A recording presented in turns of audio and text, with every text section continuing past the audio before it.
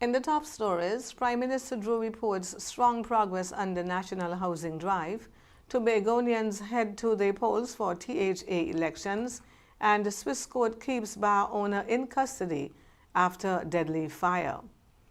Hello and welcome to the ZIZ Major Newscast. Today is Monday, the 12th of January, 2026, and I am Jasmine Thomas. First on the local scene. Prime Minister of St. Christopher and Nevis, the Honorable Dr. Terence Drew, says more than 800 homes have already been delivered through the government's National Housing Drive. Over 800 and something houses have been built so far, based on our policy. Through the NHC program and through our first-time home owners program and through the program in National Bank. The update was provided during the first round table of the year, where the Prime Minister outlined several pathways available to citizens to achieve home ownership. Dr. Drew explained that the National Housing Corporation continues to play a key role by providing homes directly through government-led initiatives.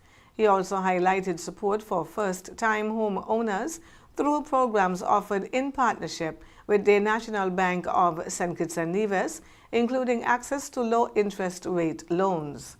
The Prime Minister noted that multiple options were created to meet the different needs and preferences of citizens seeking home ownership.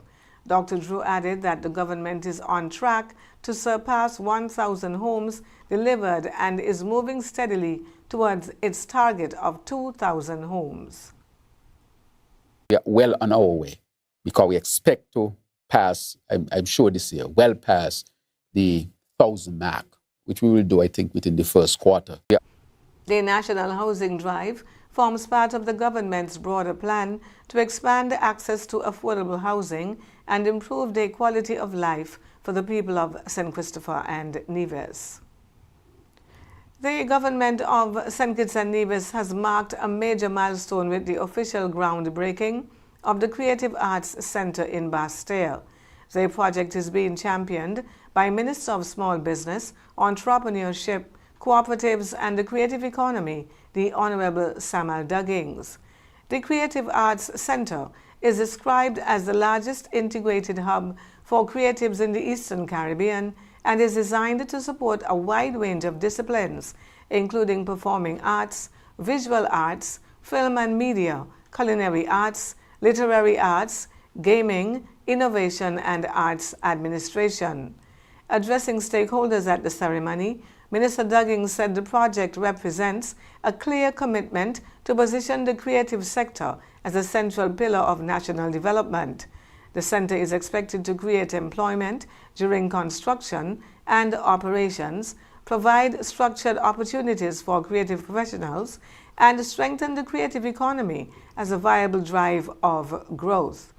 Minister Duggins also commended the Creative Task Force for its role in shaping the project and acknowledged the support of Prime Minister, the Honorable Dr. Terence Drew, the Cabinet, and the Citizenship by Investment Unit and other project partners. The Creative Arts Centre forms part of the government's broader strategy to diversify the economy, empower young people, and position St. Christopher and Nevis as a regional leader in culture and innovation. On Thursday, 8th January 2026, officers of the Royal St. Christopher and Nevis Police Force walked through McKnight as part of their ongoing community engagement efforts. The walkthrough was led by Commissioner of Police James Sutton alongside members of the High Command, senior officers and frontline personnel. The face-to-face visit created space for open conversation and honest exchange. Residents spoke directly with officers about their concerns, shared recommendations, and also pointed to areas where policing efforts have made a positive difference. Officers listened, took note of issues raised, and shared safety and security information with households along the route. For the police, the walkthrough underscored that effective community policing depends on visibility, trust, and follow-through, built through real presence and genuine connection. And for residents in McKnight, it was an opportunity to be heard face to face in the place they call home. We now take a look at news on the regional scene. Tobagonians will head to the polls today to elect a chief secretary and representatives in the Tobago House of Assembly elections, with voting having started at 6 o'clock this morning at the various polling stations.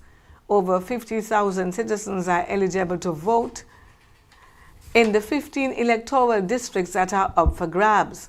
Four parties, the incumbent Tobago People's Party, led by incumbent Chief Secretary Farley Augustine, the People's National Movement, Innovative Democratic Alliance, and the Unity of the People, will contest the elections. In the last elections, the TPP won by a landslide, claiming 14 districts to the PNM's 1. Polls will close today at 6, with ballot counting to begin right after. And in Guyana, Guyana has recorded a significant surge in passenger traffic, with movement increasing by 450% over the past 5 years, according to President Dr. Irfan Ali. The president made the disclosure while speaking at the opening of the AC Marriott Hotel at Ogle, East Coast, Demerara, where he pointed to sustained investments in tourism, infrastructure, and airlift as key drivers of the growth. Dr. Ali said total passenger traffic across all ports of entry surpassed 1.2 million in 2025. He noted that international landings increased by more than 250% over the last 4 years, while available aircraft seats grew by over 400%. The president also reported major expansion in air connectivity, with more international carriers serving Guyana and a sharp rise in destinations operating from local airports. Government data shows international passenger movements at Chedi Jagan and Eugene F. Correa International Airports rose from just over 200,000 in 2020 to more than 900,000 in 2024. Dr. Ali confirmed plans to expand the Eugene F. Correa International Airport, adding that the international flights have already begun operating from the facility. Minister of Tourism, Industry and Commerce, Suzanne Rodriguez, said the growth reflects increasing international confidence in Guyana as a tourism destination. She added that the government is targeting 1 million visitors annually by 2030, supported by continued investment and public-private sector collaboration. A Swiss court. And now for news on the international scene. A Swiss court on Monday ordered that the co-owner of a bar in the upscale ski resort of Crans, Montana, that caught fire on New Year's Day, killing 40 people, must remain in custody. The court said in a statement that Jack Moretti will be held for a provisional period of 3 months, but that this could be reviewed if measures are taken to counter the risk of flight, such as a security deposit. Prosecutors for the Valais canton initially ordered Moretti to be detained on Friday after a lengthy hearing with him and his wife Jessica. Jessica Moretti's lawyers said in a statement on Monday that the court's decision will allow her husband to regain his freedom once the conditions have been met. And a referee and a student are among hundreds of people reportedly killed during massive anti-government protests in Iran. Coach Amir Mohammed Kukan was hit by live ammunition on the 3rd of January during protests in the town of Neres, his friend told BBC Persian. Everyone knew him for his kindness, they said, adding his family is grieving and angry because he was killed by the regime. 5 days later, student Rabina Amanian, 23, was shot from behind during a protest in Tehran, according to human rights groups. She fought for things she knew were right, her uncle told CNN. Nearly 500 protesters and 48 security personnel have been killed in 2 weeks of protests, a U.S.-based rights group says. And now for a look at the weather. Present weather across St. Kitts and Nevis: fair skies. Winds a light breeze of 5 miles per hour from the northeast. Seas are 1 to 1.8 meters or 3 to 6 feet. The weather forecast for St. Kitts and Nevis today is partly sunny with a 40% or moderate chance of passing showers.